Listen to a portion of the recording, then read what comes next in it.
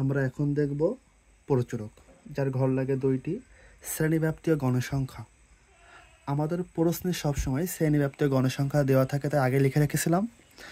ব্যবধান 30 থেকে 34, 35 থেকে 39, 40 থেকে 44, 45 থেকে 49, 50 থেকে 54, 55 থেকে 59। এদের ব্যবধান হচ্ছে 5। 30 থেকে 34, 30, 31, 32, 33, 34। যাই হোক, আমরা জানি এইচ মানে হচ্ছে ব্যবধান, তাহলে ব্যবধান 5। এখন বিষয় হচ্ছে এল। এল মানে শ্রেণী নিম্নসীমা। কার নিম্নসীমা? প্রচুরক। তা প্রচুরক কাকে বলে?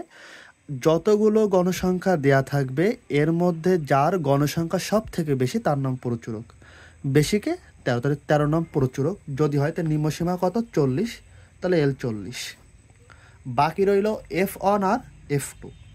F1 বের করার নিয়ম হচ্ছে সর্বোচ্চ গণসংখ্যা বিয়োগ ওপরের শ্রেণী গণসংখ্যা, অর্থাৎ 13 বিয়োগ 8 হচ্ছে 5। F2 মানে সর্বোচ্চ গণসংখ্যা বিয়োগ নিচে শ্রেণীর গণসংখ্যা, 13 2 হবে হচ্ছে 11।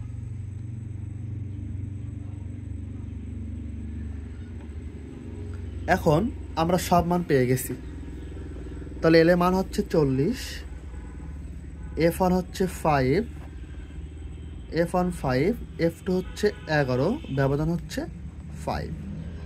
40 প্লাস 5 5 25, 5 11 16, 40 প্লাস 25 ভাগ 16, 1.56, 40 যোগ 1.56 হচ্ছে 41.56। অ্যান্সার শেষ।